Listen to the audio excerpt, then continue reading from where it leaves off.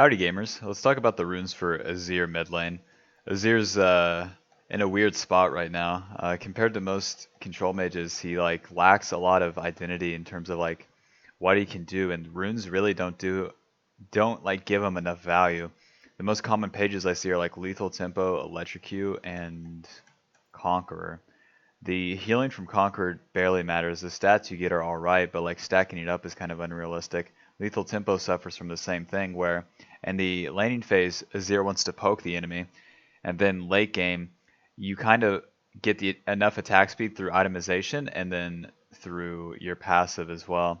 So I don't think Lethal Tempo like really is necessary at all. It's kind of like a fantasy thing where, well, maybe if they all like stack into Baron, you get an ult and they're all CC'd during that entire duration, maybe you'd actually get all those autos off and it would matter, but I really don't see it. It's not so crazy bad, but it's like it doesn't really match Azir's identity. So starting off with the keystone that I recommend is Seminary. Seminary, whenever you attack enemies, your abilities, when your attacks and abilities send, it's basically any damage you deal is going to send Aerie to the enemy target, dealing a pretty small amount of damage, but Aerie's cooldown is based on how long it takes Aerie to come back to you. So in the laning phase, this cooldown is going to be any poke cooldown that you could have. Arcane Comet, it's going to beat that cooldown. Electrocute, it's going to beat that cooldown. And then in an all-in, usually you're on top of the enemy because of your Shurima Shuffle, and then if they're trying to dive onto you, which most champions are against Azir. So whenever they're closer to you, this cooldown's also going to be lessened. It's also going to give you more damage on just auto. Like if you just have a blanket auto on the enemy, which Azir can get off pretty often whenever your W and Q is on cooldown, you're still going to be able to deal damage to them and then build up more damage throughout the laning phase, which I feel like is how Azir should be played, at least with the current runes that you're handed.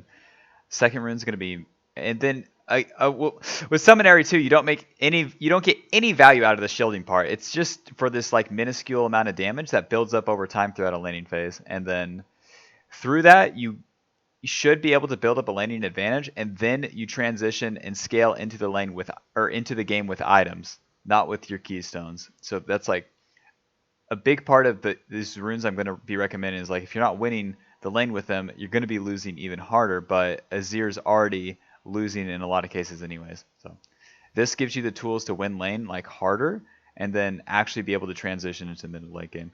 Second rune is going to be Mana Flow Ban. Hitting an enemy champion with an ability permanently increases your maximum mana by 25 up to 250. So this is basically a sapphire crystal for free. Makes it so that your itemization into Nashor's Tooth into any secondary item doesn't feel as bad, as you're actually going to have the mana to continue fights, cast multiple rotations of your W and Q, and if you have to spend E twice, like you're basically out of mana if you don't have this. So that in combination with blue buff, you should be completely fine come mid game with your mana resource.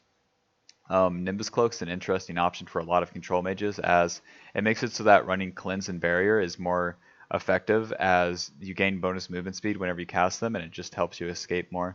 But with Azir, you're either stationary or you have an escape already through your E. Most control mages don't have an escape, so I don't see it being so necessary to have the extra bonus movement speed with a defensive summoner spell to be able to escape when you literally have a dash that you can use to escape away and an ult to peel for yourself, versus missing out on the extra mana. So that's that. Third rune is going to be Transcendence. You gain 10% cooldown reduction whenever you reach level 10.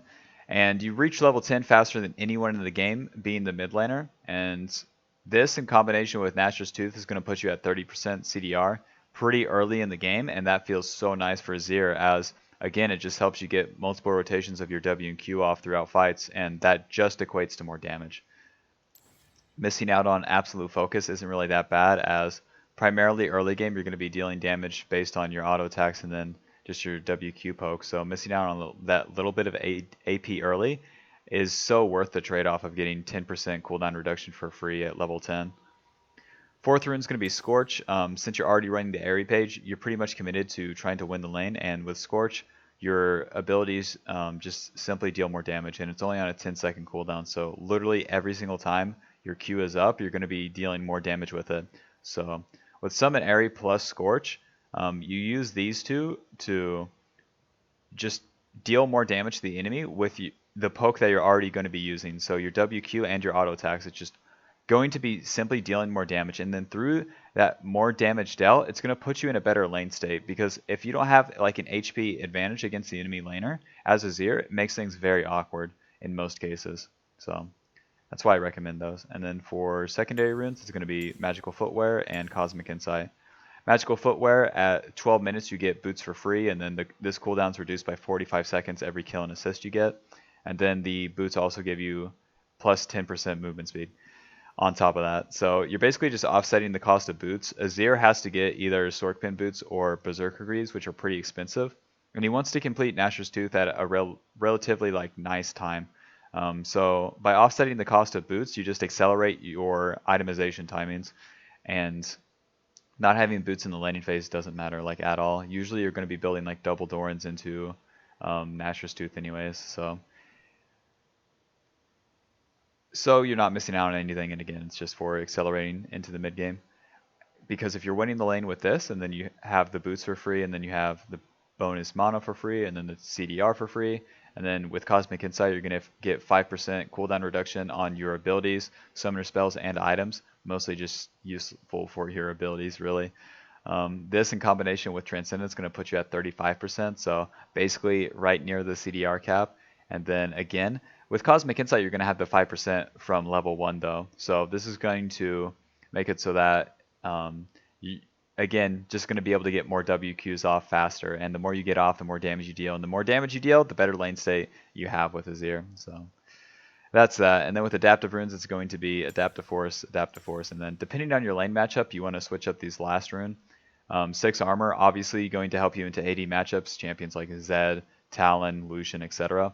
And then probably more common is going to be Magic Resist, as you're probably going to be playing into mages more often in the mid lane, champions like Syndra, Orianna, etc. So you do have to change this one every single game, and you better pay attention to it, because if you're going into a Syndra lane with armor, it's going to feel really stupid. And same thing if you're playing into Talon, Kiana with Magic Resist, like why? It's a wasted stat. So do change that every single game.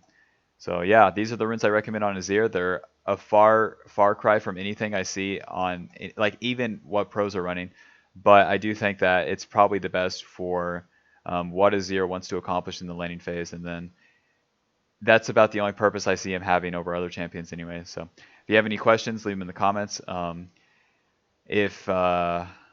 yeah, if this video helped you, leaving a like on the video helps me. And twitch.tv/SarNelson, link in the description. I play support. I'll be playing once the season starts in 4 days. We hunt, dude. Duh. See you then. Bye bye. See ya. Azir, man,